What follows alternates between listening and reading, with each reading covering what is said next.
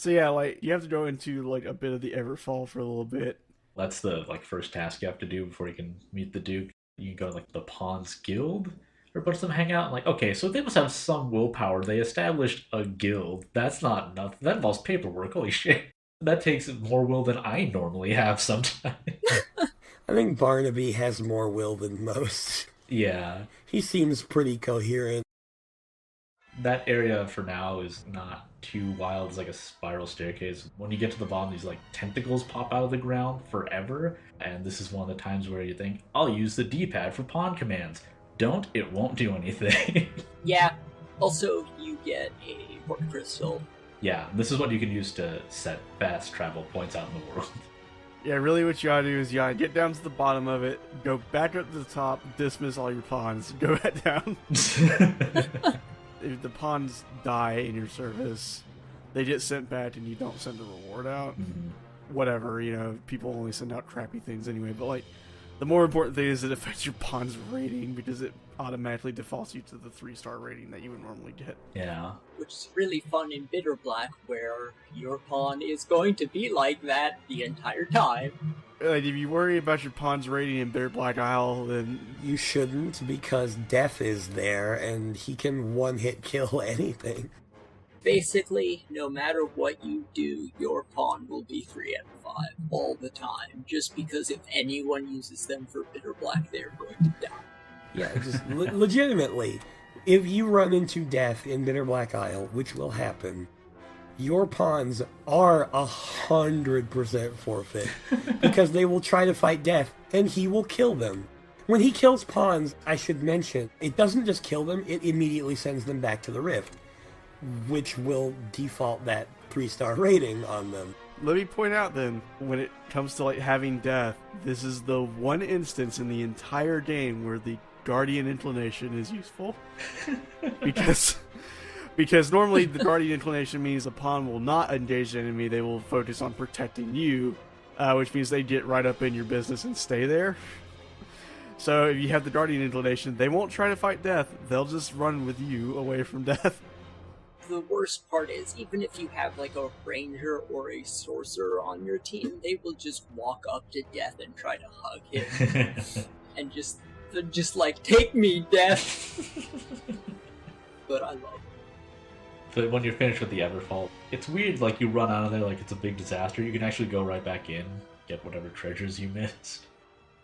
But yeah, when you go to meet with the Duke, you won't actually get to do it right away, and you have to do worm hunt quests. One, it lets you meet a character. The other ones, they have interesting plot implications, but it feels very light now, and the foreshadowing you will get won't entirely feel like it. The most important one is the quest Seeking Salvation, which introduces you to the cult Salvation. You can technically get introduced to it earlier, but it's a missable cutscene. Yeah. Whereas in this one, it's you gotta go investigate this weird cult, and you go in there, and there is a meeting of this cult where the guy who's in charge kills a bunch of his own followers and turns them into skelly mans. Yeah, also you get to make a moral choice at the end of it. There's a correct one, which is kill the person who's asking you to save their life, and the incorrect one, which is let them live, and the person you met in town when you first arrived will never talk to you again. Yeah. There's no benefit to letting the guy live. Yeah, because if you let him live, it's right in front of the guy that wants you to kill the guy. And also won't talk to you if you don't. Literally what happens if you spare this guy's life is Mason's wow, Arisen, you suck, and then he just kills them. Yeah, Mason, the guy you meet when you come to town, sounds like Sebastian from The Little Mermaid, so it's funny to have him whispering these dark, evil things in your ear. Put this one under the sea, Arisen. Yeah, you have to kill this man, Ariel. Also, the weird thing about Mason is he's not, a bad guy. No, he just acts so creepy. This is the one time he's a creepy asshole. And then later you talk to him and he's like, yeah, I work with the church. He's just, in general, kind of creepy. He's the bad cop to your player character cop. I would be the badder cop, or even the worst cop. Your Arisen, we've established, is a terrible person. Yep. Oh, yeah. I get really angry about that little girl you have to escort for the gold idol that lets you unlock better equipment. And she takes forever, and she's a little brat, and she's also the daughter of Fornival, so she double sucks. Yeah, there's a super rich merchant in town who has some rare items. The other 3 quests are not terribly important, but the one I do want to bring up just a little bit is a Fortress Besieged, because it has the best voice line and animation combo in the entire game. Where, like, you fight this big group of goblins and drive them out of this fort, and this guy, like, does this animation like he's talking to someone who's right next to him in a sort of, like, explanatory way. But the voice line is like, "We have retaken the fort!" It's just like... We didn't talk about Sir Byrne. Sir Byrne is the best character in the game. Sir Byrne is thoroughly unimportant, but the thing is, he runs a tutorial mission to teach you how pawns work. And every time you do any of the steps in the mission, he just yells, "Enough!" really loud. Mm-hmm. And that's his claim to fame, is yelling enough really loud. There's a mission later on where you come back and he's like, "Fight me," and you're like, "Okay," and you beat him like 2 hits. Yeah, because that mission's after you fucking fight Grigory the dragon. And Sir Byrne is some guy. Like... Fucking love this game for just that purpose.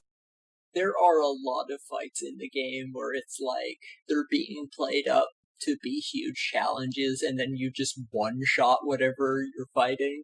You may have seen that picture before where it's like, here's the difficulty curve for Dwarf Fortress, and it's like a mountain. Imagine that in reverse, and that is fucking Dragon's Dogma.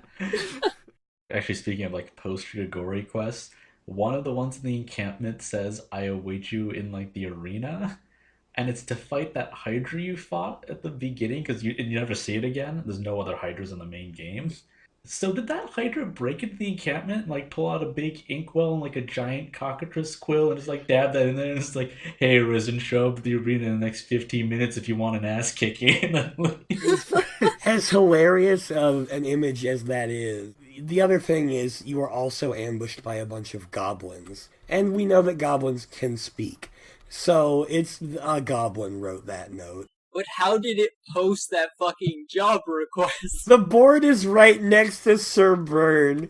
Do you ever think about that? Like Sir Byrne just stares down everybody who puts a fucking request up. So there's some tiny goblin in a cloak just like jumping up at the board to put it on there. And Sir Byrne is like, "Enough! I put it up for you." Okay, so there's a couple of other quests you can do. One of the other Worm Hunt quests is the Water God's Altar. It sounds pretty cool, and you do go to a cool area. It's not that great of a quest, though. Do you want to carry 5 20-pound slabs? Yeah, if you wait till the post-Grigori part of the game, there's an actual like interesting boss at the end of it, instead of just a Cyclops, of which there are a ton you fight in the course of the story. The last one, the only thing I want to bring up about it is there is an important character in terms of like lore. It's literally like, decipher this text, and then all the text is meet me at Hillfigure Knoll, and then you meet the Dragon Forged, who's some old Arisen who's been around for like 1,000 years. He's like, "I'm going to tell you things about the Arisen, but not very interesting or useful things." Now you've done all the Worm Hunt quests. Now you can meet with Duke Edmund Dragonsbane. You get to meet Aelinor, who wants to jump your bone. She'll accuse you of trying to take advantage of her, and then you get sent to prison, and you get tortured, and then no one ever remarks on it ever again. Like, the Duke appears to go into a weird fugue state, and is begging someone named Lenora to forgive him, who's, like, not a character in the story that you know about. But then no one ever remarks on it ever again. Like, the torturer knows who you are. He didn't go into a fugue state, but he's like, hey, don't go to jail, kids. You can infer who Lenore is pretty easily after a plot point happens later. Yeah. I mean, you can kind of infer who Lenore is right now based on the fact that you know the Duke has had multiple wives. They're like the Duke's new wife, Aelinor. It's like, oh, okay, what happened to his previous wife? He is also an Arisen, that he's just, like, not aged, so maybe he outlived all his previous wives, but, like, there's someone in your village who's the Duke's age, and she's alive, so it's not impossible for a person to live that long. The thing that pisses me off about Aelinor, beyond her getting you tortured, is that I have murdered her by throwing her off a cliff into the ocean and still had her come up as my beloved. Yeah, she's in there to sort of like show the relationship system, which is another thing in the game that has some effects on some things, but is mostly who the dragon will kidnap at the climax of the story. I love the relationship system so much. It's so bad and so beautiful. Oh yeah, because it is so like deterministic and based on like how much you give stuff to people and talk to them or whatever, buy stuff from them. You can just give a ton of items to some person. One of my beloveds, the last one I got, was an NPC who only shows up for a random quest out in the middle of the woods where you have to rescue them from goblins and they're stuck in a cage. And then you get more quests to do. Yeah, you also meet a guy named Julian who you might have bumped into earlier, and at no time is he not suspicious. It's definitely that guy who was hanging out with Salvation in the catacombs. He just had a mask on, like a domino mask. Oh, no one will ever find it out. The Knights Champion is said to be inside the castle, but who is he? But yeah, you get a new set of quests from the Duke's advisor. Because obviously the Duke's not going to talk to you directly. Why would he ever do that? He's just gonna go eat meat in his bedroom. Yeah. So the quest you get here, there's Griffin's Bane, which is just like bait a griffin to show up. You might have bumped into it earlier, but like you have to set some bait for it to show up. If you do damage to it, but not enough, it will escape to an area called Blue Moon Tower, which is also the only way you can explore Blue Moon Tower is if one of the story quests forces you to come here, because otherwise it's just locked. The thing is, it's very easy to kill the griffin extremely quickly and not see the Blue Moon Tower part, which has like a scripted chase sequence and that thing we mentioned with the guy showing up to cast a spell from Salamet's grimoire. None of that will happen if you kill the Both times I have played the game all the way through the completion instead of just doing Bitter Black because that's what I like better. Both of the times I have played the game through the completion, I have been far too over-leveled by this point in the game, so I just killed the griffin, so I've never seen the second half of this quest. Same here. Since you have to go to Blue Moon Tower for another Royal Orders quest anyway, I don't think it's that big a loss. It is kind of a shame because there are some events tied to it that probably should have put elsewhere. There are some really interesting scenes when you do the griffin fight, even though the actual griffin fight is piss easy. And then this quest called Trial and Tribulations. We mentioned that rich merchant Fornival earlier. Speaking of people who it's not surprising that they're shady, Fornival is shady, and you can find evidence to either exonerate him or indict him, though he is pretty heavily weighted to get indicted anyway. Because he's definitively guilty. He definitely did all the things he's accused of. You have to forge evidence. Also because he sells very good stuff, so they made it difficult to keep getting that good stuff.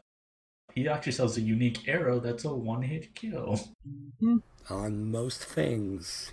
On the last boss of the main campaign. Mm-hmm. Doesn't work on Death or Damon, I don't think, though, in Bitter Black. It just does one health bar of damage. Yeah. It also auto-saves the second you try to use it, so if you miss, then you've just wasted like 100,000 gold. Magic archers actually get a similar ability where you will sacrifice the life of one of your pawns to do a ridiculous amount of damage. Yeah, because magic archers use magic bows and not regular ones. They can't use the special arrows, but all their moves are special arrows anyway, so outside of the Maker's Finger arrow or blast arrows, you're not really missing out on, like, abilities. Yeah. There's a quest we mentioned earlier, the Worm King's ring, that you can forge to give to the Duke because he just wears it as jewelry. This involves actually fighting that sorcerer, Salamet. This guy is pretty silly. Not intentionally. Salamet's great. He thinks he's like king big shit of everything. He's just like, I'm the best sorcerer in the world. I don't know why I'm making him sound like Jeremy Clarkson. Kind of. He has a really deep voice. Until he dies and he's like, my amulet, my ring! Well, he doesn't say my amulet, he says, my talisman! which is hilarious. But the even more hilarious thing is, like, even if you're not over-leveled for this point in the game, You'll destroy him. even if you're just perfectly leveled, yeah, you're gonna fuck him up super bad, because he's weak as shit. That's like the one time Taco was incredibly useful. Is like, because I was playing as a melee class, he'll teleport away from melee attacks. And then Taco just fucking casts fire, murders him instantly. Yeah, I've never had a fight with him where I didn't one-shot him. If you keep his ring, you can cast spells faster. If you forge it, the forgery will go to the Duke, who in a later quest will use it to open one chest, which has an admittedly pretty cool cape in it. It's not as good as the Worm King ring, though. And also, if you're still holding on to the Worm King's ring, you can bring some sleep arrows, sneak into the Duke's domain at night and knock out the knight guarding it, use the ring on the chest, and grab the cloak anyway. Then you have to use a fairy stone because the guards will all psychically know someone's breaking into the treasury and immediately arrest you. Then there's actually a pretty neat quest called Pride Before a Fall, where there's been a rebellion at a location that you've probably passed on the way to Blue Moon Tower. There are some things that foreshadow this. Yeah, there's one where it's like, the men at Blue Moon Tower need supplies. Their commander is Commander Julian. Go ask Commander Julian to give them supplies. They both talk in things that are obviously code words. It's like the most obvious, like, wink wink, nudge nudge, I'm giving you, like, illegal supplies. The knights that aren't on your side are secretly members of Salvation. And like the guy who you've talked to at the tower before will just like admit it to you and say the Knight's champion is waiting for you. And who is it? It's Julian. Oh no, the person that we knew he was the Knight's champion because we saw him. Mercedes has already been sent here, and she wants to have a duel with Julian. And this has actually quite a few different choices attached to it. If you have any respect for Mercedes, you'll let her do this duel. Or you can interrupt and take over, which will upset her. Or you can take Julian's side for some reason, if she's just like the worst person on Earth, I guess. The important thing to note, which is very unfortunate about this, is Julian is by far and away a better duelist than Sir Mercedes. Oh yeah. Sir Mercedes is scripted to lose. No matter what. Literally the only way to keep her from losing is if you step in and basically break up the duel by killing Sir Julian yourself. Mm-hmm. Which is bad. If she loses the duel, she does not die. She's humiliated. But she would prefer to lose the duel than have you step in. Yeah, because it means that you have no respect for her. Whereas if she loses the duel, she'll become disheartened because she's not from Grand Soren. She's from a different neighboring country, like Fantasy France. And she was not very well respected, but they wanted to send someone who was not like important to the royal family over when the Duke asked for help against the dragon. So they sent her over, and she got to manage a company of knights. But they didn't really respect her either.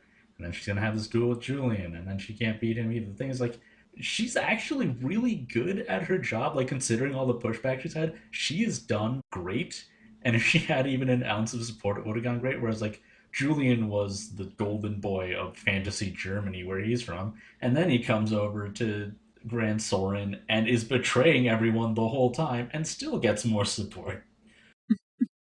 Legitimately, one of the ways to look at this duel is if Sir Julian being a huge prick is more important to you than the pride of Sir Mercedes, if you don't step into the duel, Sir Julian will get away with everything that he's done. If you do step in, you can kill him, or you can kill him and then revive him, in which case he goes to jail. Yeah, he turns himself in, because also the thing he reveals is even though he's been working with Salvation, it turns out his country just want to destabilize Grand Soren further, so he just worked with the Death Cult. He doesn't care about their goals at all. If you let him out of prison, you can date him. There's even an escort quest. Also, you get his shitty shield. Yeah, with a wizard's face on it. One more thing to mention about this fight, which is there is one way that you can make it even worse which is if you step in on behalf of Sir Mercedes, thus proving you have no respect for her at all as a fighter, you can then give her the Arisen's bond, which is a wedding ring. She is not pleased by this at all, as no one should be. Mm-hmm. But she has unique dialogue for this humiliation that you have enacted upon her, basically. Yeah, it's like the worst shame you could possibly have dealt to her. Yeah. For the kind of like quality of writing and stuff this game has, which is generally silly when it's good because it's kind of unintentional, it's like generally not that great. I think this specific quest is really cool. Yeah.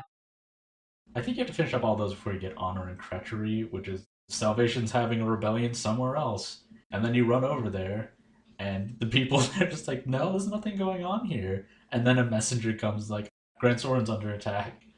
If you warp back there, you will go straight to the boss fight.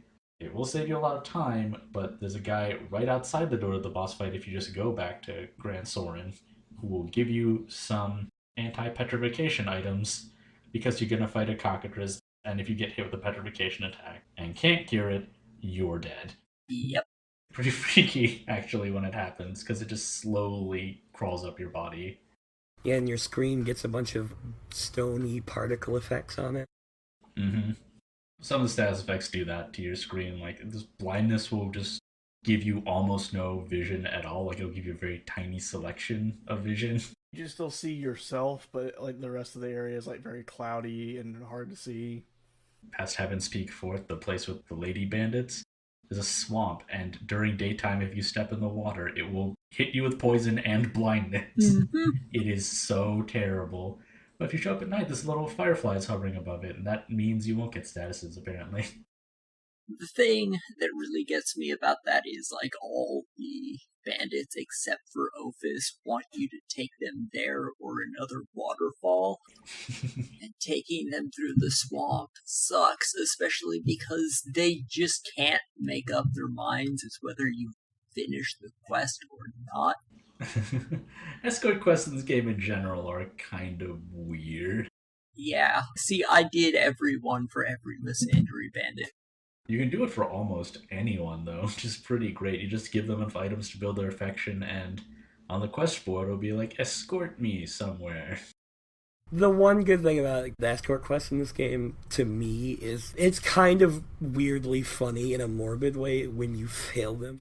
Just for the heck of it, in my last playthrough, it's like, here's this escort quest, bring Adaro to this place. But, like, on the way, there was a Chimera, and the Chimera just swung its ass around and hit Adaro, and he died. It's just like, well, there's Adaro's corpse, I guess. Isn't it that he wants to go to the fucking Shadow Fort? Yeah, he wants to go to the Shadow Fort. So, technically, I also had to bring him past a Drake. That's, like, the lesser dragon encounter before the end game. In an area called Devil Fire Grove that is on the way to the Shadow Fort, so you'll almost definitely run into this thing and it will kick your ass. That said, once you get strong enough, it does feel good to come back and beat that one. Yeah. I don't know how anyone else puts up with it though. Like, no one mentions it at all? Mm-hmm. Go to the Shadow Fort. There's trouble at the Shadow Fort. Anything else I need to know? Nope. You don't need to know about a dragon that's going to burn the hell out of you. We're not paying attention to anything outside of it. Why else is it called Devil Fire Grove? Did they just name it that and then the dragon's like, oh, perfect. The intro of the game, which we glossed over, is this portal in the fucking sky opens up and Gregory pops out with a shitload of monsters, so maybe it's a recent development that this dragon has shown up. The dragons do have, like, memories. Yeah. It's just that they also are compelled to fuck the Arisen shit up. Yeah, I guess let me just do a quick aside to mention the dragon fights in this game are, unsurprisingly, some of the better big monster fights, because they fly, but they also do land semi-regularly. Though sometimes they fly, and they just keep flying, and they leave. Wyverns are the worst because they will just fly away in the middle of combat. Or they'll appear and you'll get a quest to kill them, and then they'll never land, and they'll just fly off into the horizon. It's another one of the reasons why Assassin and Magic Archer are two of the best classes because they both can just shoot flying enemies out of the air. Yeah, and the drakes have a weak spot on their heart, which is where you'd expect it to be. So when they're flying, you can just see their underside pretty clearly and just pop them in the heart directly. Also, we mentioned the equipment upgrading. One of the things I added in Dark Arisen was a higher grade of upgrading equipment called rarefying or dragon forging. It's kind of an either or. And this especially makes it so that you can kind of use whatever equipment you want, because the higher something is upgraded on a basic level, the higher chance it has of getting dragon forged when you beat a dragon with that equipment on. And that just takes it up to a higher level, and then you need to use different items to upgrade it at a specific guy in Bitter Black Isle. And I certainly got some use out of that before I even finished the main game. Also, just the chance to automatically max out a weapon without any materials being spent. Mm-hmm. That's really handy, even if the chances are low. So after you kill the cockatrice, then you get a quote-unquote quest called Reward and Responsibility, where the Duke's about to send you away on a long-away mission. So he's going to give you a bunch of supplies and money. And this is kind of weird, because aren't you supposed to be, like, fighting the dragon? It's almost like the Duke has been putting off you fighting the dragon by making you do a bunch of crappy busy work he had lying around. And he ran out of busy work that he had lying around. This is when he uses the Worm King's ring on the chest. Also, it takes forever to walk to the chest. If you try to pick him up to just hurry his ass up, he'll just get sent to jail. You have to walk with him for like 3 fucking minutes for something that should take like 10 seconds. It should just warp you to the treasure room. It takes about as long as escorting the ox cart with the Hydra head from the encampment to Grand Sword. At least then you could kick the ox to make it go faster. But then after you grab the stuff and talk to the Duke, someone runs in and Salvation has attacked the Great Wall encampment. Probably, at this point, never been there. I was actually passed by like the front of it at one point. I don't think you can go in though. Yeah, you can't go in, but it is right where the Lady Bandits are. So, like, there's side quests involving them. So if you've been doing side quests, you've been in the area and probably been there, but just haven't, like, had any ability or cause to go in. And then this quest becomes Deny Salvation, which is a pretty cool fight through this area. And you fight your way up the Great Wall encampment, and there's a whole bunch of undead in the area. Like, the first thing you do when you get inside the Great Wall encampment is you have to fight 2 Cyclops at the same time. Mm-hmm. So you're fighting your way up. There's Salvation guys trying to stop you. There's undead trying to stop you. And at the end of it, 2 Salvation servants it turned into whites. That's whites, spelled like knights, not like, but when's White History Month? Yeah, the little flying magic casting assholes. That fight sucks, because, like, if they're not near the ground, then you really can't hurt them that much. If you take too long, they'll cast Maelstrom on you and fucking kill you. I think it was magically believed. If you cast that on them, they will instantly die. My first playthrough, I was a Mystic Knight, and this is in OG Dryden's Dogma. I had holy weaponry and the Great Cannon Ruinous Sigil combo, so that fight was super easy on that playthrough. The good thing is, though, you get like one of the best cutscenes in the game. I fear I have misjudged the extent of your skill, dear Arisen. I see it was folly to worry of walls and armies while you still live. However, it seems my regret will be short-lived. Don't you feel it? The very air dances around us. The long night is come. The dragon's reign at last begins.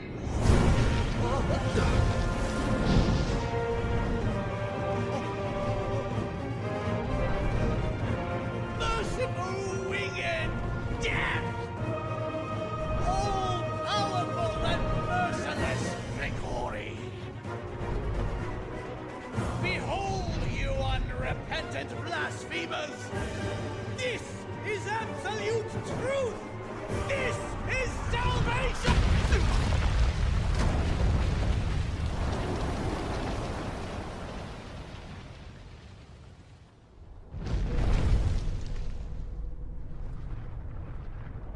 The rantings of an up-jump zealot make for tedious listening.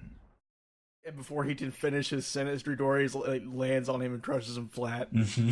Basically, what it boils down to is David Lodge just being like, "This guy sucks." Yeah, it's so funny because like he doesn't care about the Doomsday Cult. He said, "Come get me" a long time ago, and this whole time you've been running errands for the Duke, and he's just gotten fucking sick of it. He just wants to fight you. That's the thing that he wants to do. And everybody in the entire fucking country has been putting that off. And now you finally got on his doorstep, and he's like, all right, we're gonna fight now. Yeah, and he gives you one last motivation because he has kidnapped your beloved. And if you gave your beloved in a Risen spawn, then you'll find it right outside the entrance. There's actually a little extra bit of the cutscene if you gave someone the Arisen spawn where it falls out of Gregori's hand. Yeah, and if you enter the Tainted Mountain, it tells you it's the point of no return, but you can turn back right away at least. There's an open like mountain type area with a cavern connected to it with some new variants of enemies here. But once you advance a little further, you'll find yourself back in the place from the prologue, but with harder enemies. Much harder. Significantly harder. Basically, like, you do the tutorial again, but like everything's harder. Like, you actually fight a gore chimera instead of a normal chimera. Also, instead of the wolves, there are hellhounds. Yeah, and they'll breathe fire on you and fuck you up. Well, not like breathe fire, they like shoot fire explosives at you. But like, you actually get to go beyond that door at the end of the tutorial area, and Gregori's there, and he offers you a choice. We've arrived at the first possible quote-unquote ending, which aren't endings so much as game overs with cutscenes. Mm-hmm. Really well-produced cutscenes that you probably won't see at all on your first playthrough. Yeah. Because why would you ever do the things that give you game over? When you get Aelinor as your beloved after killing her, you're gonna take the second option of letting her die and getting a fucking kingdom. A dukedom. Good enough. I mean, it's Aelinor. Anything. You don't even have to pay me to murder Aelinor, so... I'll give you a slice of strawberry shortcake. Fuck yeah! Wow, you didn't even hesitate. Why did you think she was my beloved? I murdered her!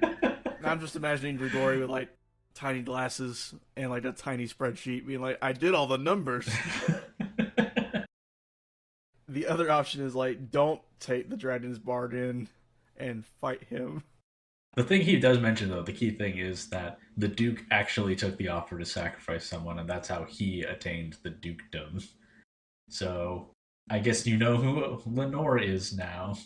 And you know that that guy's a huge piece of shit who didn't fight the dragon and beat him, which is what everyone said he did. We already knew he was a huge piece of shit because we've met him. If you take the deal, he also mentioned that he will leave, like he'll just come back later. So people would believe you if you said you killed the dragon.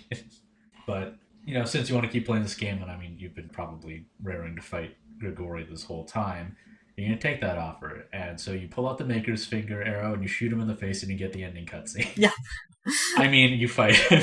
I didn't even have to use the Maker's Finger. I managed to kill him in the chasing. If you aren't tremendously overpowered and, you know, don't use the Maker's Finger, then the fight with Grigori is fucking cool as hell. It's by far the best fight in the game.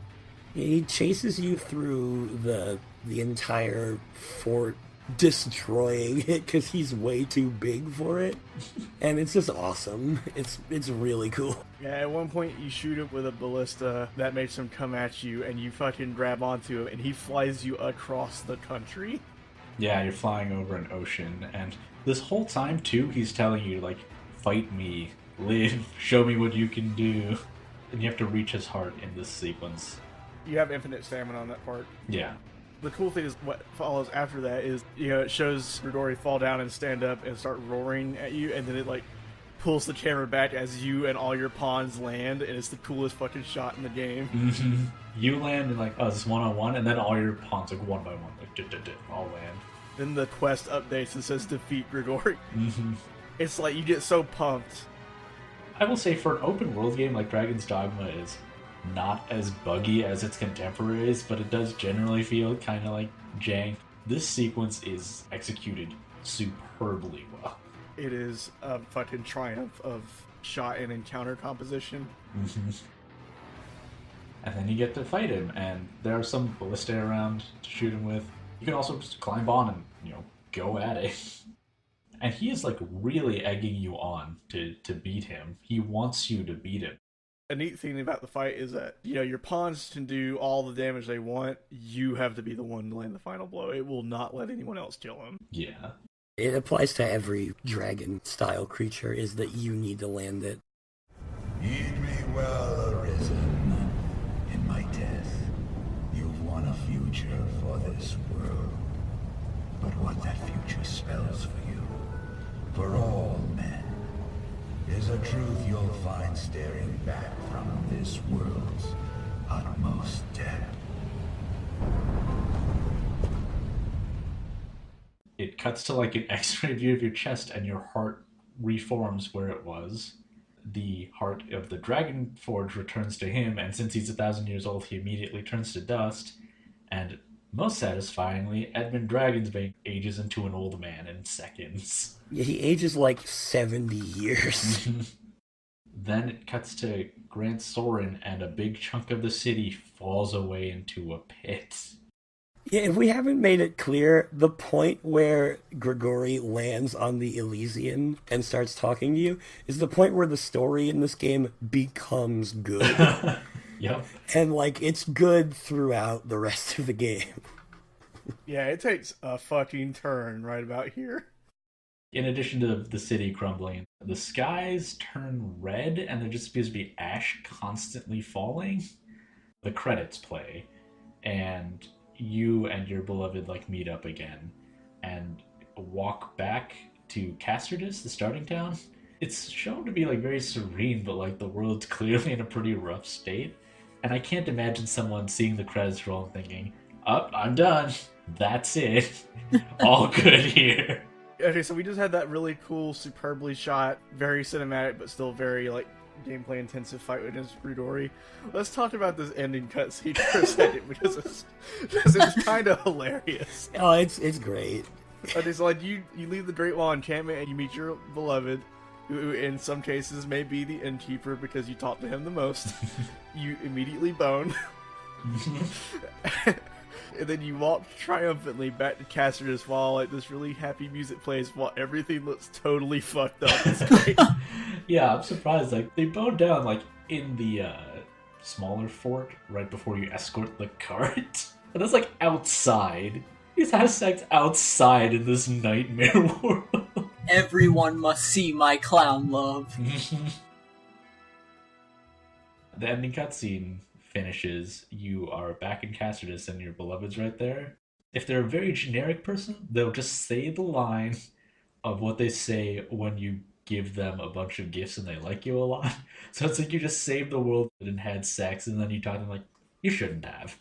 You're right, I shouldn't have. And that's the point where you pick up your beloved and throw them into the ocean. That is definitely the point where you pick up your beloved and throw them in the ocean. I am going to let them swim free. You can't swim because there's a thing, we didn't mention it, but there's a thing called the brine that stops you from swimming too far out. A red hive mind of leeches will grab you and you'll disappear and wake up on the shore with less health. The most important reward for beating Rudori is that everything you were wearing when you beat the dragon is immediately and guaranteed to be dragon forged. The thing is, though, you get a weapon for beating Grigori. You get it the second that all your shit gets dragon forged, so it's not dragon forged. And it's better. 200 points of attack better. In the initial release of the game, these weapons weren't that much better, but in Dark Arisen they rebalanced them to be a lot better. I guess so that you could go up against some of the harder stuff in the DLC with it. It'd give you a much bigger edge against them. But it's based on whatever weapons you have equipped. So if you're an assassin, you could have up to 4 weapons equipped, but I had a bow and a sword equipped, so I got Dragon's Dogma and whatever the other dragon's old-timey word was. I think it's Dragon's Ire. Dragon's Rancor, One of those I got. which is a hell of a word, let me tell you. I know what Rancor means because of Star Wars. Yeah, and then when you leave Cassius finally, not only has the whole world gone to shit in appearance, but hellhounds have replaced wolves, large undead have replaced regular undead. Grim Goblins. Mm-hmm. They're like regular goblins, but they can take like 1,000 more hits. Yep. Like, they're really hard to kill. They will straight up curb stomp you. Yeah, their grab is that they stomp on your head until you die. The main thing is, like, you have to get to Dran Soren. That's, like, your only objective right now. You could walk all the way back, but there's a whole lot of reasons you won't want to. Most pressing of which is the second you get close to Dran Soren, a fucking Drake will ambush you. I saw that one, and that is one of the times where an enemy showed up, and then it just flew away. The Drake is a wyvern, so it will just do that. That's its thing. So yeah, a lot of people are appreciative that you defeated the dragon. You know who isn't one of them? Duke Edmund's Dragonsbane did not appreciate the fact that you just fucked up his whole regality situation. Well, he also says that, oh, you couldn't have possibly killed it. You made a deal with the dragon. Because he has no idea what happens when you kill the dragon, because he didn't fucking do it. No, my dude, you just suck. Then he tries to fight you. Yeah, so he tries to fight you, but he's like a 30,000-year-old man. So he telegraphs his attacks really, like, a lot, and you kill him in, like, a single hit. Well, if only you killed him, but you don't. Yeah, you don't actually kill him. Yeah. We mentioned he telegraphs his moves. The assassin has some counter moves for the sword and dagger that are really cool. They don't work on the Duke. So you do this cool, sick counter pose and just get hit in the face by an old man. The best thing is, though, like, he brands you a criminal, says you've sided with the dragon and all, and so he sits on you an infinite, replenishable supply of discipline points. Yeah, discipline points are, we didn't really mention them, but they're how you improve your vocations. They're based on how much experience an enemy isn't worth to you. Like, if an enemy is, like, going to level you up, you're not going to get as much discipline points for them. And these knights are not worth much experience at all. They focus on you. They don't focus on any of your pawns. So, like, there's a wall you can stand on, and when you stand on this wall, they'll just keep trying to attack you while your pawns murder them with impunity. Yep. Yes, this is an exploit you can use to get a ton of discipline. But what you're supposed to do, if you're not a horrible person, is you're supposed to run away from them. Listen, the only one of those knights that can even possibly like you is Sir Maximilian if you have high affection with him. He actually has different dialogue where he's like, well, I don't like this, but attack! Instead of, I always knew you were a criminal. Attack! You run down to where the hole is, and you're forced to jump into... Or, well, you're not really forced to jump into it, like... Your character just falls in. A bunch of fucking, like, succubi fly out of it, and you fall into it because they startle the crap out of you. Mm-hmm. So you end up in the Everfall again, which is that place you were at way the fucking very first time you came to Dran Soren. Except now you find out why it's called that. Because you can literally fall forever. You also encounter one of the pawns who helped you in the tutorial, Mm-hmm. which is one of the lowest key foreshadowing events in the entire game. Well, the thing is, she mentioned her master needed to collect 20 wake stones, and doesn't know what'll happen when you do, but that it's very important. This is the part where you can tell they sort of just were like, oh shit, dev time's up.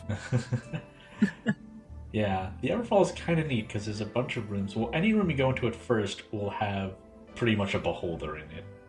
So the evil eye is the thing that was sending out the tentacles when you visited the Everfall and it wasn't broken. Now you can finally kill it because if you try to go into any room, it will like distort space to make you fight it anyway. It's a pretty cool fight. It goes through like a couple of different phases, defending itself and summoning tentacles. And once you kill it, you can go into the other rooms. They have set encounters, so like you can fight harder versions of like the Hydra, you can fight Gore Chimera. One chamber will take you to a sort of weird space vortex and there are a couple of what appear to be bandits. They're actually like corrupted pawns, but like they're not as interesting as they are in Bitter Black Isle. And these enemies are super easy because they're pretty much a confirmation that you want to take on the challenge in this room when you kill them. So I did, and then I see this big silhouette appear over the weird black hole in the sky, and hear voices, "So you've come. Very well, Arisen."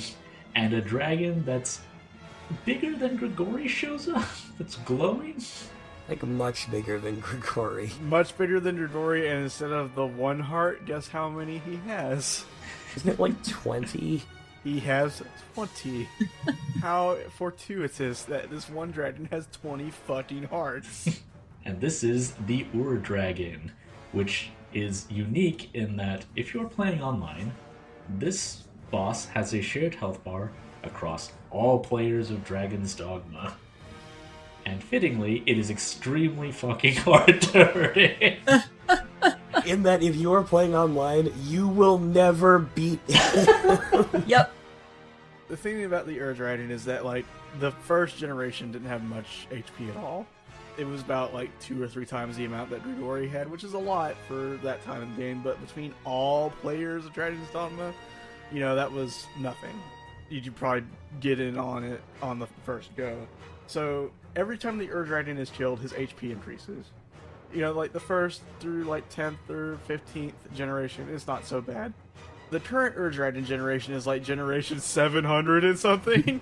By the time I got to it on PC, and I hadn't been playing super fast since release of the Steam version, but I was playing fairly consistently at least, it was at about generation 300? The thing is, it does actually have a maximum health that they have capped it at. Mm-hmm. So even though the generations keep going up, it is as strong as it will ever be. Yeah. Like, it is a significant amount of HP. I knew the exact number the first time we tried to record this, but they have measured it on the wiki in terms of how many drakes it is, and it's like 25,000 drakes worth of health. The secret to beating the Ur Dragon is to wait until, like, a forum says that it's in the grace period, which is when someone has finally killed it, but there is a period of time where you have the opportunity to hit it once and also kill it. You won't get as many rewards as the person who did the actual killing blow, but you will still get a sizable number. And these are pulled from a small list, though there's some things you'll definitely get. The most important thing, though, is that if you kill the Ur Dragon, you are guaranteed to get 20 weight stones. Yeah. The other option for the Ur Dragon, the much more sensible option for the Ur Dragon, is the offline Ur Dragon has a set amount of health that is attainable for you to actually be able to beat it by yourself. And it will still give you 20 wake stones if you kill that one. Yeah. And also, the Ur Dragon's on a timer. He's only around for, 15 minutes? And then he flies away. But he will come back with the amount of health that he had when he flew away if you come back again later. So, it's just an endurance test if you do it offline. There are some pieces of equipment that are online only, but you can still get a fair selection of good stuff from the Ur Dragon. Yeah. The offline Ur Dragon isn't as lucrative for beating, but here's the thing. All the shit that you would get for beating the Ur Dragon online used to be the best equipment in the game, but now that Dragon's Dogma Dark Arisen exists, it is not. It is actually not the best equipment in the game anymore, because the Bitter Black Tier 3 stuff is better. So there is no reason to fight the Ur Dragon online anymore. I mean, the Abyssal set is cool. I mean, the stuff is cool, it's just not as good as other stuff. And I guess worth noting is, in the original release of Dragon's Dogma, which didn't have Dark Arisen, obviously, this is kind of like the Power Gamer's endgame loop, where you just go to other rooms in the Everfall, there's just weapon piles and stuff you can search, and they have a small chance of dropping a really good weapon, and you build yourself up through fighting these things in a sort of a boss rush repeatedly, and then you take on the Ur Dragon and hopefully beat it to get stronger weapons to take on the now stronger Ur Dragon. But Dark Arisen gives you something I think much better to do. Gives you a Dungeons of Dreadmore style adventure to go on. You're like a full-on D&D high-level campaign. After you clear the encampment, there's an NPC in Cassardus at nighttime who'll show up. She's surprised that you could see her, first of all, but then she asks to take you to an island, and you'll get a new title card for Dark Arisen, and you'll arrive at Bitter Black Harbor, which is both the starting area, and it becomes the hub as you open up shortcuts in Bitter Black. And this area is all dungeon. The different rooms that have like different kind of atmospheres to them, but the whole place is a maze. It's labyrinthine as all fuck. And the enemies here are extra difficult. Once you're far enough in the main story, you can make some pretty decent headway into Bitter Black. And I did beat it before finishing the game. A lot of the enemies in Bitter Black Isle are not as hard as the post-game enemies, but definitely harder than the mid-game enemies. Yeah, like the initial enemies are basically mid-game enemies, so in mid-game you could just start doing Bitter Black Isle and then come back after you've beaten it. And then an Elder Ogre comes in and beats the shit out of you. Well, an Elder Ogre comes in and you run away. You can do a whole 0 damage to it. Ken Kinoshita, who was the gameplay lead previously and had worked on all those Monster Hunter titles, took the director role for Dark Arisen, so there are some elements of an ecology based entirely on death, though. As in, you kill more monsters, and it has a chance of attracting a necrophagus monster, which is an extra hard boss.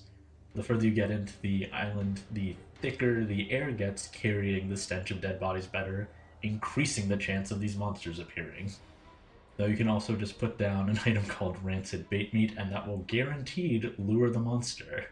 Meaning in the Dusk Moon Tower, which is the very first staging area, I guess, you can put down a Rancid Bait Meat and fight a cursed dragon, which is really hard.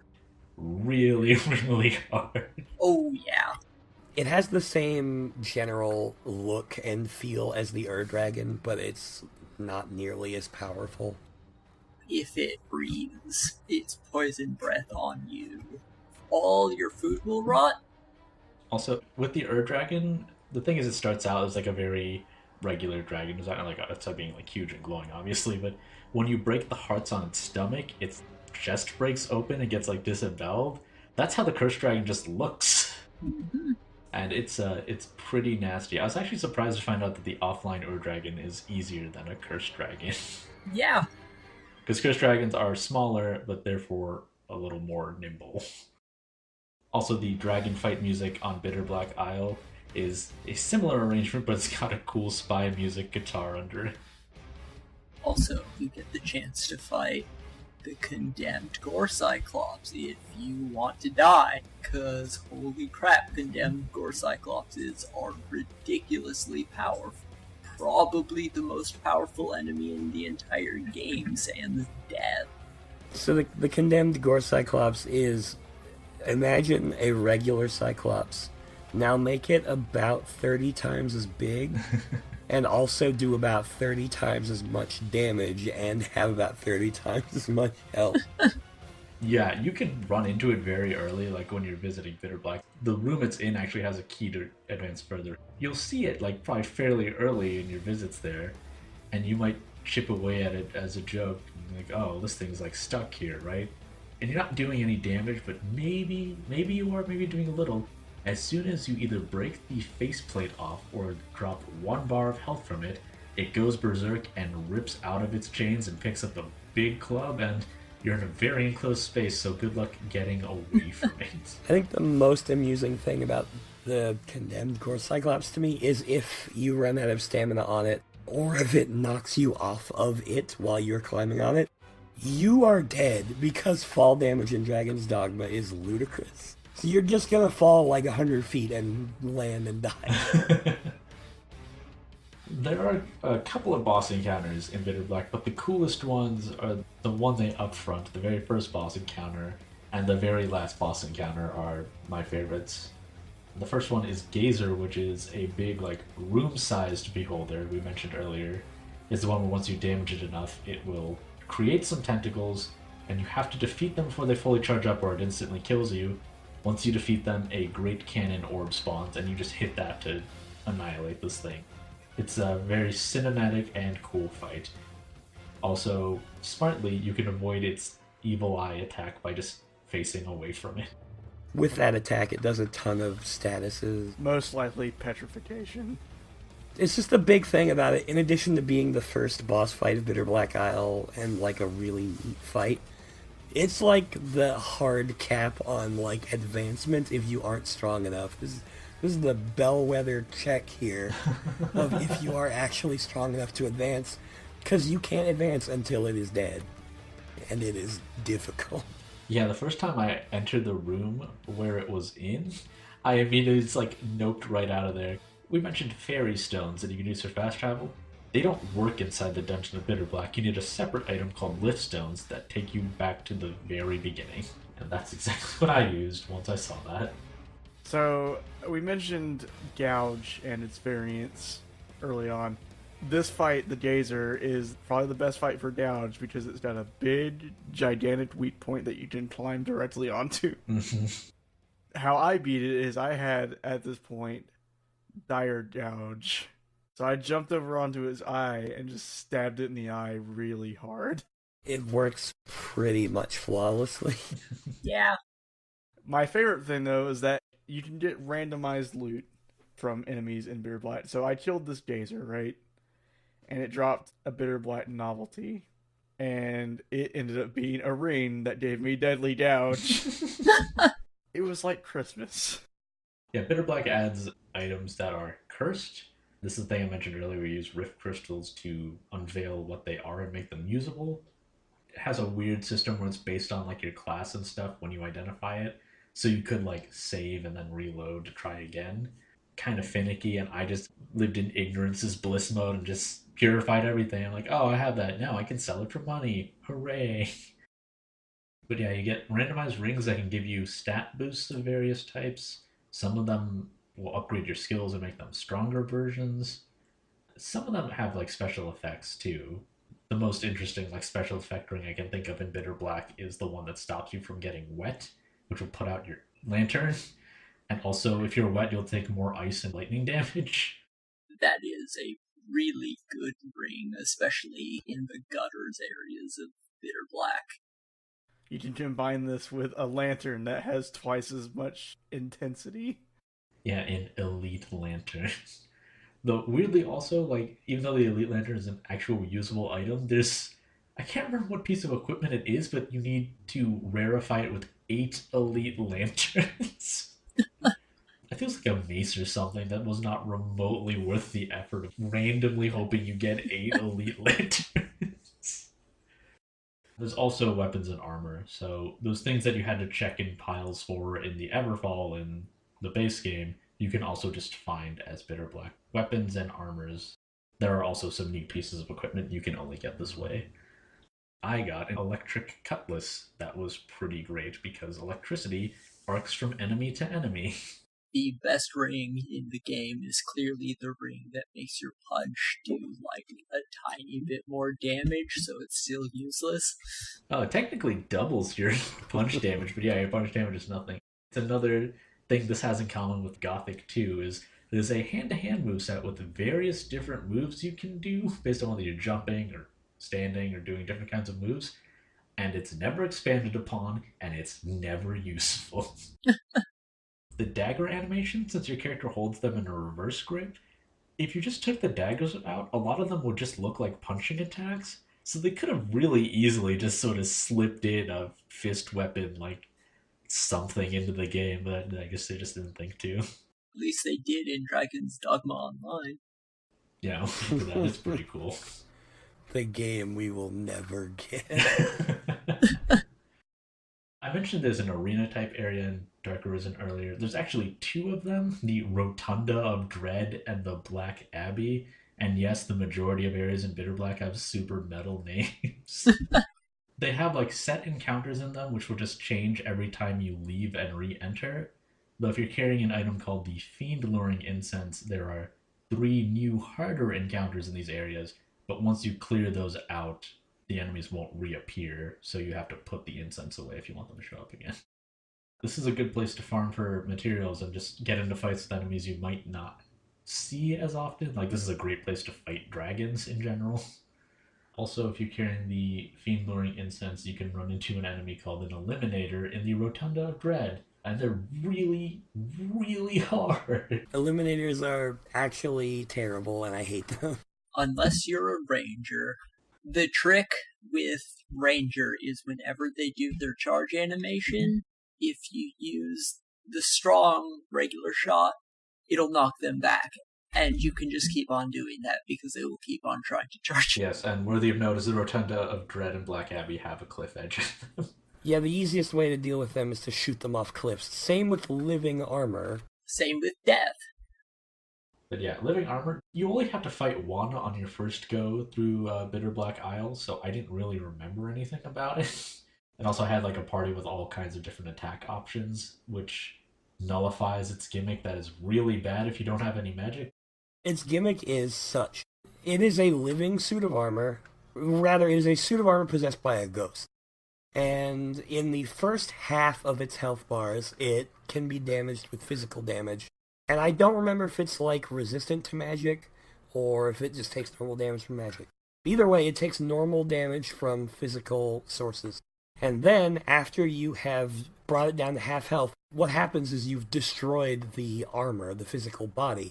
So now it's just a ghost of a knight that, like the rest of the ghosts in this game, is immune to physical damage. Thing is, the rest of the ghosts in the game don't have 4 life bars worth of health.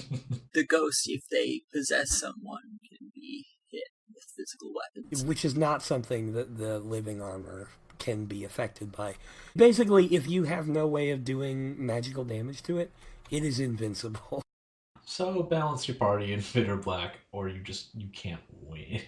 Kind of sucks because the living armor you have to fight is right outside the final area. The whole reveal is in the end area.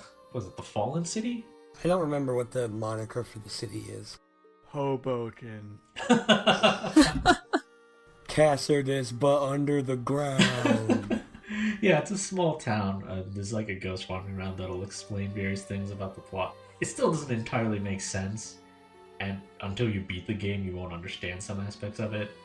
But pretty much, an Arisen and her pawn came to a town destroyed by a dragon, and a young man there followed that Arisen to get revenge on the dragon. He fell in love with the Arisen. The Arisen went off to fight the dragon and didn't make it back. Their pawn came back, though, and began looking more like the Arisen she worked for.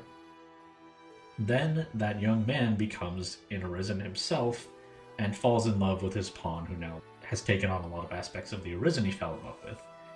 When he goes to fight the dragon, he realizes that this dragon somehow is the Arisen he fell in love with. So his choice is to sacrifice his pawn, who is like the Arisen as he knew her, or kill the dragon, who is the actual Arisen he fell in love with. And instead he wishes to curse the entire cycle and destroy it. And I guess because them's the rules, the dragon has to take that as his wish and turns into a monster called Damon. And that's who you fight in the next room. So you pull out your 400 blast arrows. No, but really, that's what you should do. Yeah, Damon can be kind of bullshit is the thing. There are encounters on the way to Damon that are harder than Damon. Like there's a room with 2 condemned gore cyclops in it. Damon's easier than those, so you can at one point run, and I was barely strong enough to do notable damage, and this fight's a doozy. Yeah. It's awesome, though. Mm-hmm. It's a really cool fight, even though he will kick your ass. Yeah. He'll like fly and like smash through pillars and stuff, cast spells, do melee attacks, do grabs, and also he can summon a vortex which leads right to the rift. Mm-hmm. It's an instant death and will send all your pawns to the rift if you don't stagger him out of it. And if you get trapped in, you're fucked. Yeah, but like the Gazer's big one-hit kill attack, if you manage to knock him out of it, it's a really good opportunity for damage. Mm-hmm. What happens is if you stop the void from happening, he like goes into this sort of weird torpor state. Mm-hmm. And then if you do enough damage in that, you just straight up knock him flat on his ass. Yep. So you get 2 different stun states for the daemon, basically. The vortex attack sending your pawns back to the rift is extremely bad on a second playthrough. Yes, once you've knocked all the health out of Damon, you do get an ending cutscene where the Arisen Within is freed, and Aura, the woman who brought you to Bitter Black, reveals that she was the pawn who died at some point that looked like the Arisen that the guy fell in love with. But that pawn possessed a dying Arisen that was also named Aura, that was on Bitter Black Isle, which is, I guess, the only reach they make in the lore, and I guess I can see it making sense anyway. But yeah, they're all freed now, and, you know, it should be good, right? But then you get a quest that says you haven't really beaten Damon, and when you go through Bitter Black again, it is packed with super difficult enemies. Despite the enemy layout being different and way, way harder, otherwise, though, it is the same journey down. So the city right before Damon was in the first run abandoned, but in the actual second run it is not abandoned anymore, and instead has one of 2 different layouts. One of the layouts, every street has an eliminator on it, and you can be chased by 8 eliminators. Yup. And then if you think you can just run away from the eliminators, the bridge that you must cross to get to the door where you fight Damon has 3 living armors guarding it. All standing next to each other. And then the other configuration is there's 3 drakes or something flying around. Yeah. In addition to them, there's also, I think it's just a bunch of living armors, right? Yeah, I'm pretty sure the living armor aspect is constant. Yeah. And then at the bridge are eliminators. Yeah, it reverses them. So it's bad. Either way, it is terrible, and you shouldn't fight anything. Instead, you should just run straight for the door. Yeah, you can still beeline for the door, but yeah, once you're strong enough, then this prime level infinity spot. Even when I was level 200, I didn't want to fight fucking anything in that room. It was awful. But then Damon has a second form with some more dialogue, but it's more cryptic. Humans are pathetic, but also very important. Fight me. I have never gotten to that fight, though. I do know that, it's more difficult, and also the vague dragon pattern on its chest becomes a second face. Yeah, a dragon's head grows out of its chest. That's when you pull out an additional 400 blast arrows. First form is still there, but that's the big change.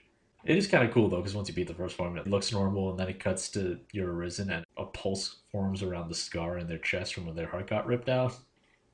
But yeah, I consider myself as having finished the DLC without doing the second run of Bitter Black. Yeah, you really don't need to. On the plus side, you do have a really high chance of Bitter Black level 3 gear from Damon. Yeah, there's a big treasure room afterward. It leads to my favorite technique, where you save the game, stand in front of the chest, open it, and then kill yourself if it's not the thing you want. Yes, after you beat the main game, a sword appears in your inventory, well, a dagger called the God's Bane. And if you just choose to use it, your character will just pull the sword out, and then you press another button, and you'll stab yourself with it and die. Also, where we left off talking in the main game was pretty much right before this mechanic gets its explanation, but it is also the end of the game, so... Things are about to go full Shin Megami Tensei up here. Oh, yeah. Yep. As we head away from Bitter Black Isle back to where we left off in the Everfall. You get your 20 Wake Stones, and it opens up a portal in the Everfall, and you get to meet a figure called the Seneschal, who is, in a word, God. Might as well be God for what serves that purpose in this particular game universe. There's a total of was it 5 endings total, and only one of them is the true ending that you can get in just this fight. Only one of them came from acquiescing to Grigori. So, the Seneschal wants to fight you one-on-one, and if you lose this fight, your character will fall through the floor and you'll get a repeat of that cutscene of the dragon falling through a hole in space and entering the world with a bunch of monsters. And that's where dragons come from. Yes, if you are an Arisen who has beaten your dragon, but loses against the Seneschal in this part, you become the dragon for the next Arisen.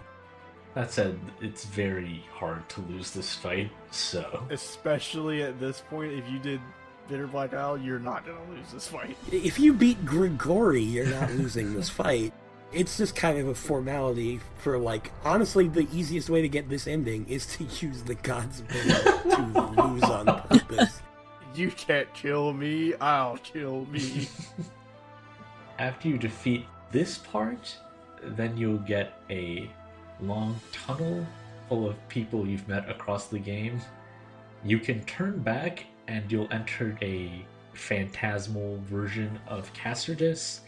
You can bump into some NPCs and they'll speak in a weird god voice, and you'll just live in a fake Cassardus for the rest of your life.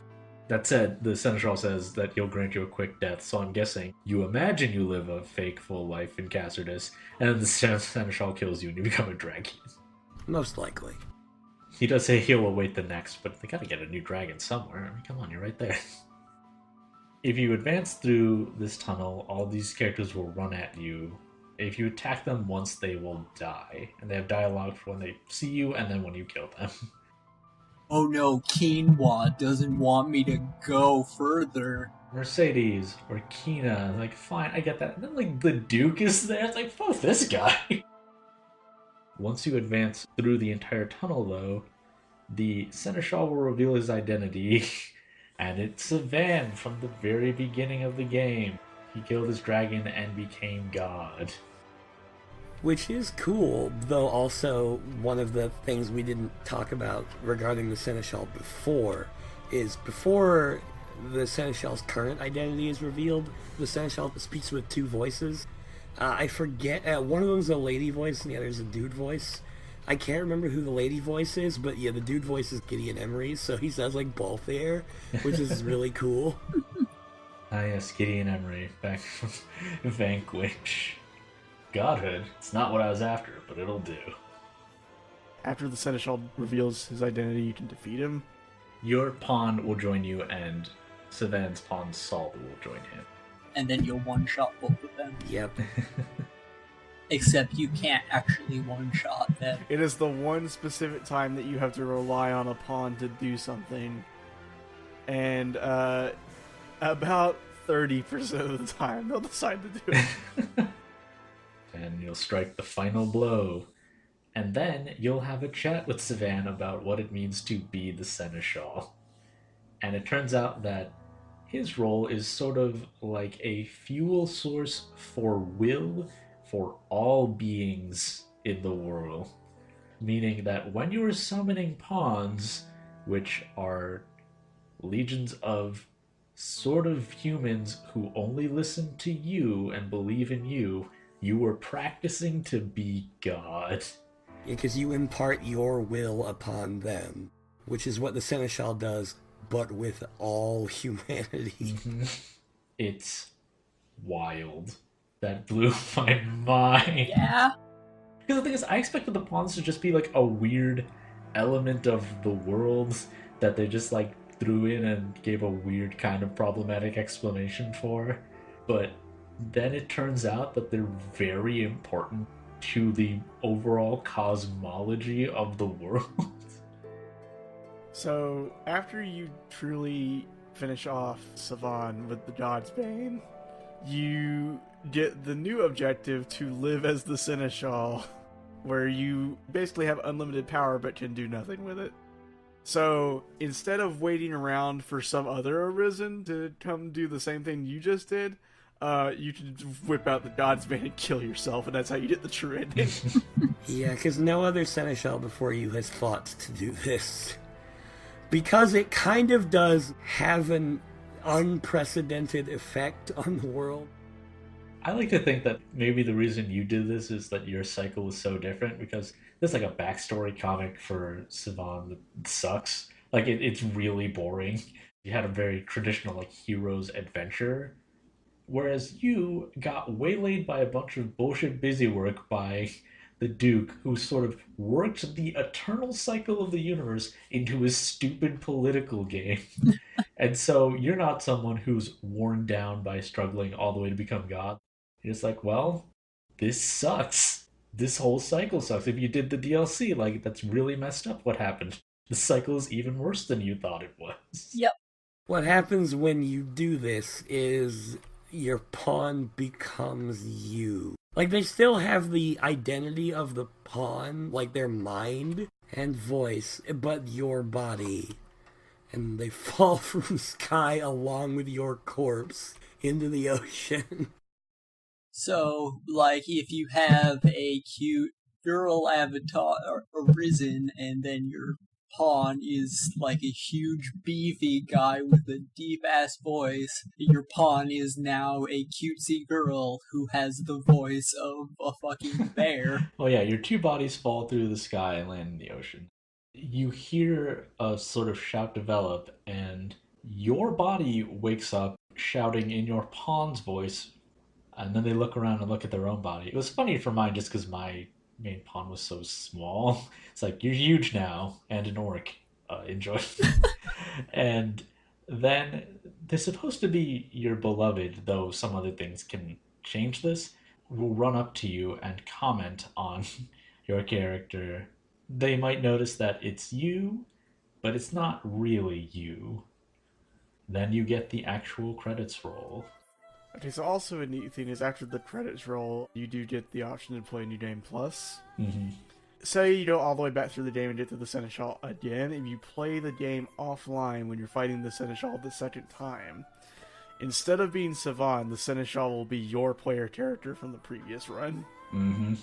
And if you're online, it will be some randos. Yeah, it'll be some randos. Yeah, so you can fight like someone's weird, Titty lady. or it's like, ha, here's a super racist caricature. You can fight the Dragon's Dogma wiki guy. Oh my gosh, yeah. That's the anime waifu side, not the racism side. Though I'm sure there's a chance you could bump into someone like that too. Like, hi, I'm God. It's like, I hope not. I bumped into a pawn who was just Adolf Hitler, so... Yeah, you're not God. Yeah, that's not nearly as good as Rook's son. I would fucking die laughing if I got to the end of the game. It's like, Rook's son. The final boss is escorted by Rook's son. Also, New Game Plus doesn't change very much, like all the enemies' difficulties are the same. It resets the state of Bitter Black Isle, so we'll be on the first run again.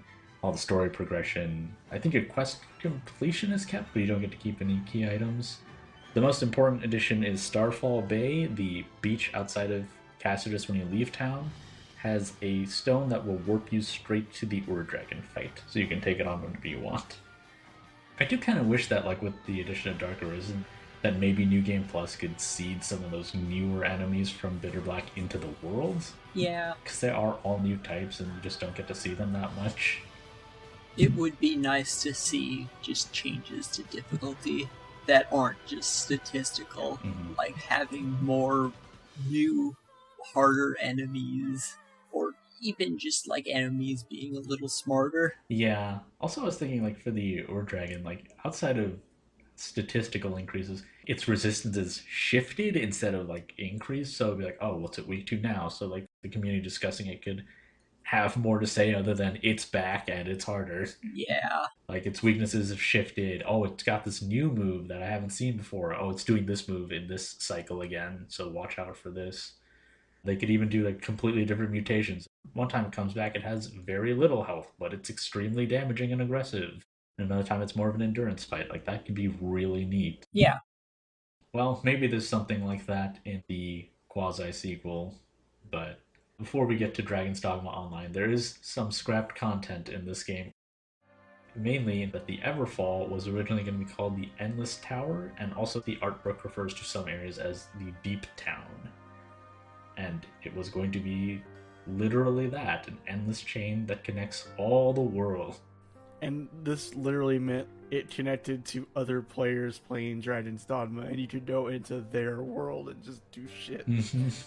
Each world would technically be its own state, but then everyone in the Endless Tower be at the Endless Tower simultaneously. And this was almost certainly too ambitious for the PlayStation 3 and Xbox 360. I think the problem, though, is it just compounds my main problem with Dragon's Dogma, which is that the plot only becomes interesting in the last hour and a half. Also, that warp that took you to the Seneschal was actually supposed to be a warp to a whole new final dungeon on the moon. Great, so it's just like Killer is dead. Oh, come on. Pretty much the only way that Dragon's Dogma could have got better is that the final boss was like a fight out of Azura's Wrath. I'm just imagining killing Savan, just Killer is dead. Then use Luke's Godsbane, yeah. You can just say it if you want to before you do it. I think those are some things I'd like to see in the sequel, is just more of that interconnectivity. Also, I think they could make your characters strong, like in addition to just making the pawns as smart as they're supposed to be. I mean, this is kind of has some influence from character action games, but outside of having really powerful special moves, you can't jump off walls or jump off of enemies' heads or anything, and that would make you noticeably stronger, but I don't think it would undercut the whole David versus Goliath dynamic they wanted. I think it just improve it, really. Maybe change inventory management. Change it to inventory Tetris. I love inventory Tetris. I like that better than carry weight. That way, instead, you gotta find the most efficient way to stack 400 blast arrows in your inventory. I don't know. With my playstyle, where I pick up literally everything I see, including like rocks and shovels, that would be very hard for me. So let's talk about the actual sort of sequel to Dragon's Dogma, and then we can talk about what I'm sure Bo really wants to talk about, which is the sequel in spirit. Me, you've played Dragon's Dogma Online. How is that? It seems pretty interesting. It still has a really satisfying combat. Unfortunately, some of the monster gimmicks are lost, like you can't kill the individual heads of chimeras. Huh. You're definitely less powerful than you were in Dragon's Dogma, and you have kind of less variety in your skills, which is a balancing mechanism, because they want you to actually party with people. Also, weirdly, some of the monsters are, just straight up Vespoids from Monster Hunter. Like, not even they look like them, it's the same model. Same animation, same model, same everything. Also, I know it has like big world boss encounters too. World, you say? Hey, hold on. Just one other thing is, we mentioned how definitive the ending of Dragon's Dogma is. Dragon's Dogma Online is not a sequel, it's set in like a different continuity. The setup for Arisen in this one is actually that a benevolent white dragon had a showdown with a golden dragon in the past, and it was critically wounded, so it makes people into Arisen to defend it and the city that is formed around this white dragon. Pretty cool twist on the lore. I will also say the classes are really cool. Now, yeah, you have to explain the punching. There's an alchemist class where you have like golden fists that you punch things with, and in punching them, you implant little explosive crystals into the monster that eventually blow up. You can also do mid-air jumps with just a ridiculously stylish animation where you basically create a little portal you bounce off of. Oh yeah, it's like an air hike in Devil May Cry. Also, they added a spear class to the game as well, and that one's pretty neat too. Spears are curiously completely absent from Dragon's Dogma, a medieval fantasy game. Yeah, it's kind of a shame. With how much Dragon's Dogma hems maybe too close to Dungeons and Dragons, like replicating it, because I guess Itsuno is a big fan and wanted to do that. Sort of like how Vanquish hems really close to a third-person shooter because they really wanted to make one. That now with online, they're like it's an alchemist. You know, they punch crystals into shit. All right, Bo, go ahead. Okay, so Monster Hunter World comes out in 12 days. Well, it's not going to be done by then. Like, come on. Just say it's out. I'm not going to finish this in 12 days. Okay, Monster Hunter World will come out in negative 400 days. So, Monster Hunter World came out in 2018. Jesus. The point is, like, you can see where Monster Hunter inspired a lot of stuff in Dragon's Dogma. Dragon's Dogma, in turn, inspired some changes in the formula to Monster Hunter in Monster Hunter World. So you have the more, like, the more open setup in World. There's a lot more in the way of questing and everything like that, similar to how you can pick up quests from random people in Dragon's Dogma. It feels a lot more like an RPG as opposed to just sort of an action game with some RPG trappings.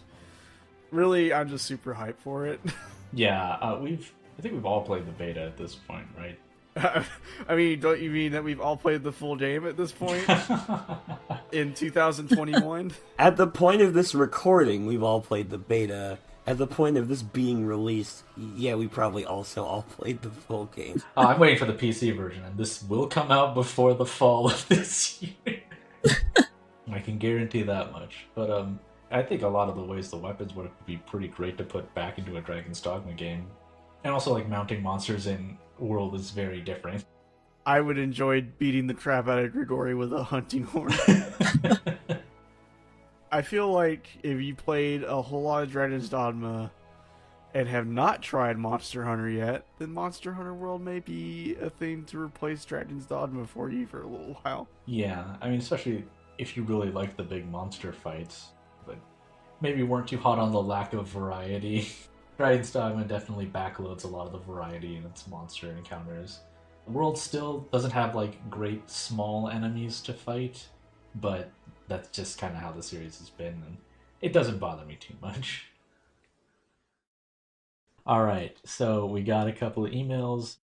So our first one comes in from Rob Parker.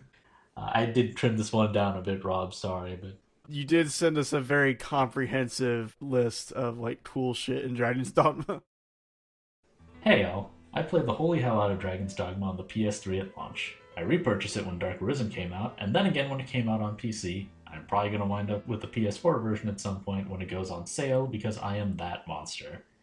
Here are some lessons that Dragon's Dogma taught me about interesting game design. Day-night cycles can be incredibly meaningful instead of just subtle changes to mood and lighting. Everyone I know that played Dragon's Dogma has a story about the first night that they were caught out in the dark and either panicked and died, or endured a long, bloody, stressful fight back to Grand Soren. My reaction to whenever night comes is just, it's fucking dark again. Time to take out my... I'm out of oil. Fuck. I've had some intense nights. That is why I carry a ton of oil in my lanterns, but also, like, I have been in situations where I was low level and just wandering through Francis and then just run straight into a chimera and get mauled. The only other game I've seen put this mechanic to good use was Dying Light, and it didn't, strictly speaking, populate the world with gigantic fuck-off zombies with a goat on their back that can cast spells, so I'm going to call that only a middling success. There's a certain joy to how this game handles romance. There's certainly NPCs that are earmarked and designed to be romance, but you can romance just about anybody in the game, and the game picks who your soulmate is based on affinity. One thing that owned was seeing forum threads from dudes that were super distressed, that the game decided they were in love with the blacksmith because he's the main, only NPC they did stuff for. That's part of my favorite thing about the romance system is people just getting gay married to random characters. Either to the innkeeper or to the blacksmith. Their masterworks all. You can't go wrong. But the rationale around the pawn system was kind of fucked up, right? Like, it's weird to be thinking about pawns in Dragon's Dogma in the context of ongoing discussions of orc slavery in the Shadow of Mordor games, right? If there was any in-depth discussion of this stuff when it came out, it blew right past me. Maybe it's a sign that things have changed a bit. And one of the reasons I wanted to do this episode is there kind of hasn't been any in-depth discussion. Dragon's Dogma keeps coming out, people are like, oh, it's so good. But, like, that big deep dive has not come out yet, really? Yeah, no one cares. I'm not saying they shouldn't. I'm saying, though, no one does. Dragon's Dogma has endgame content that dramatically changes how the world functions. Not once, but twice. The first is toward the end of the main story, and the Everfall opens up. The second time is after you kill the final boss and can take this place as the sort of god of this world, and you just can't do anything. It's this horrifically nihilistic ending where you're plopped in the world, you have endless power, but can't interact with anything in any meaningful way. To complete the game, you need to dig around your inventory and commit suicide with the dagger that can only kill a god or something? Did I mention you become god and need to commit suicide to end the game? How fucking Molgoth is that shit? Holy hell yeah. Yep. God in Dragon's Dogma is both God, the person who's always watching you, and also God is the rules of the universe. It's like the worst of both worlds. Because you have to be a person, but you can't do anything. It's probably the only game I can think about where the act of killing yourself is something the game encourages you to do, and not like a heroic sacrifice. You just don't want to do something, so you murder yourself. I can't imagine any other game making you do that. Because it's impossibly weird in this game. That final fight with Grigori, it's all live. It's like, okay, so that's the point of this game, is to live. But then it ends with you killing yourself. But when you're quote-unquote human, the point is to live. And then once you're a god, there's nothing to do. And that is kind of an interesting way to look at, like, any RPG plot where the villain wants to become god. It's like, oh, what are you going to do? There's nothing to do once you become god. Great. Are you going to reshape the world or something? And then... So I actually did really dig that. I liked Dark Arisen a bit, but didn't get super duper deep into it. I get that they're trying to evoke a kind of Dark Souls vibe, but part of Dragon's Dogma's charm was its big rolling fields. No.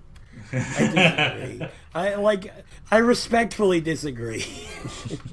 Came out pretty close to Dark Souls. I guess Demon Souls could have been an influence, but I feel like Bitter Black is much more on the Dungeons and Dragons side of the equation. Yeah, I would definitely say that Bitter Black Isle's primary inspiration is probably Eye of the Beholder.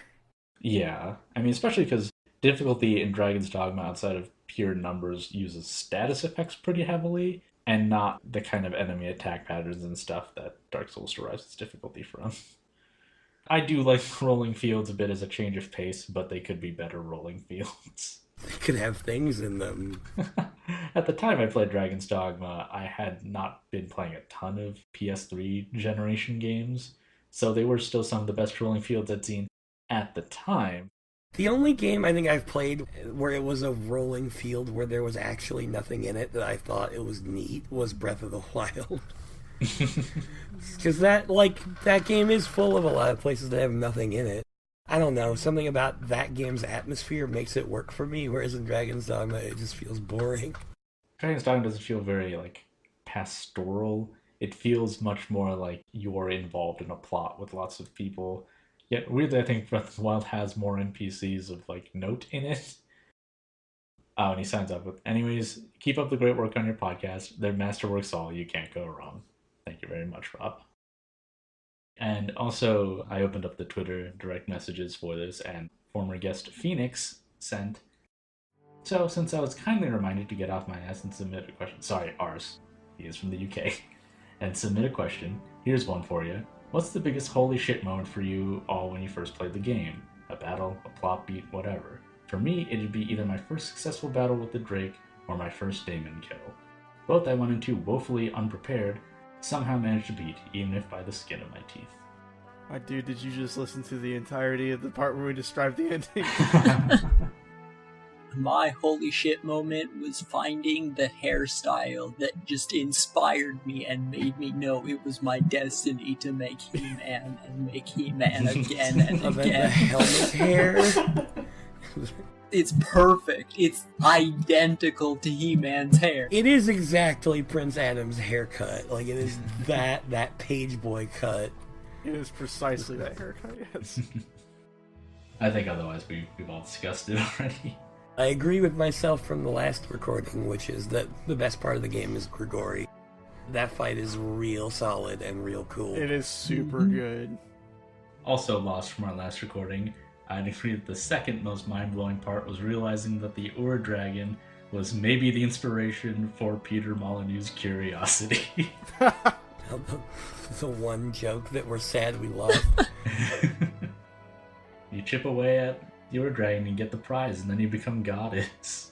But being god is not as good as you thought it was going to be. Yeah, exactly. It's a perfect analogy. Alright, so if you want to buy Dragon's Dogma, the original, very original version's like $5, and if you want to play with the really busted assassin augments that are really good, that they turned way down in Dark Arisen, you can do that. Also, there's some equipment from the Berserk series on the console releases, the PS3 and 360. So if you want to dress as Guts and have really great augments, you can do that. Otherwise, it's $10 for Dark Arisen on PS3 360, which is still a decent way to play the game if you don't have something newer. But I would recommend, if you have anything nicer, to just wait on a sale, because normally the PC version and Xbox One, PS4 releases are $30. When it came out on GOG, it was $11. It's gone on sale regularly for a lower price, and is the absolute best way to play. Also, if you play on PC, there are mods you can use. The most interesting one is called the D-Input 8 mod. I'll link it in the show notes. But it lets you freely set whatever skills and stats you want. You can change the world state. Recommend playing in offline mode on Steam if you're doing this, because I feel like it might trip their anti-cheating stuff. You said that was the most interesting one, but the very next mod you listed was the ability to restore into free as the title screen used it. So honestly, I feel like you've misled us already. I mentioned that because I can't find it. Also, it's the best mod, but it's not the most interesting one. It just makes the game like it was when it came out. The music file that they play on the title screen's in a different format, so I don't think you can't just like find an MP3 and drop it in the folder. And also there are various shader and texture mods. I think I'll just link the ModDB page for this, but a lot of the example screenshots and YouTube videos are extremely embarrassing because it's clear the person who made it was extremely horny. Look at how my Arisen's breasts glisten in the water. It's like, no, stop! This is the Aelenor's boobs are out mod. So it was made by the Dragon's Dogma wiki guy. Oh god, yeah, exactly. You don't have to stop being horny, but you can't stay here. If I'm going to be horny in Dragon's Dogma, I'm keeping it in the home, alright? That's all I'm saying. Apparently, most of the Dragon's Dogma community doesn't agree with you, because holy shit, the pawns you can find.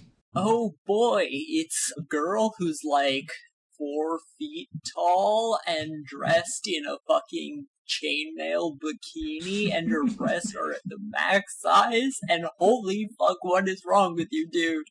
Also, her inclinations are Guardian Inquisitor. Filthy. That does remind me, though, one of the things we didn't talk about, which is during the credits, like the actual final credits, it will show the most prominent pawns you used for the longest. My most recent playthrough was, alright, here's Magnus, my character, and Taco, and also their best buddy, Claire Redfield. I love Dragon's Dogma. Alright, I think that'll about do it for this episode of We Thought About Games. So, Bo, if people want to follow you online, where can they find you? You can find me on Twitter at DocHospital. Other than that, you can't find me. I'm shredding all my credit cards right now. But yeah, my primary method of contact is Twitter. I occasionally post on LP Zone. On YouTube, you can find me. My YouTube channel is called Bohampscious. I'm on Twitch as Bohampscious as well. My schedule is all over the place right now. Right now being January, so by the time this comes out, it might be July. I'll probably have an LP in Monster Hunter World going by then. Yeah. Alright. Goggalor, I know they can't find you online. Well, you're not going to find me on purpose. You might hear me guesting in things, like as of the time of this recording, Kobuddy put up an episode of the Mario Party LP. I'm in that. If you want to hear me play as Wario and get mad about board games, I just kind of guessed in other people's shit. Alright, Miijhal, for, what is this, the 4th, 5th time if we're including streams? Where can they find you? You can find me on Twitter as Sarah Ottenberg, where I will just post really gay shit, and also angst, and also horrible video game monstrosities. Yep. And you can find me still at BeamSplashX on Twitter. I've turned the corner on saying my jokes are bad, and now it's official that all my tweets are good. If you just want to follow the show, you can follow ThoughtABT Games on Twitter. That's also where we put out the call for guests and responses and announce streams. You can find the blog for the site at wethoughtAboutGames.com, which will link you to the Tumblr, where you can find show notes, as well as a collection of all the related media for each episode. There'll be the blog post art. There will be the links to various websites where the episode is hosted. Click below the more reading links for the bonus episodes. I hope no one's missed those. Also, streams will be listed below the more reading cut. I think that about sums it up. So, I hope you all enjoyed listening. Thank you, and keep thinking. Good night.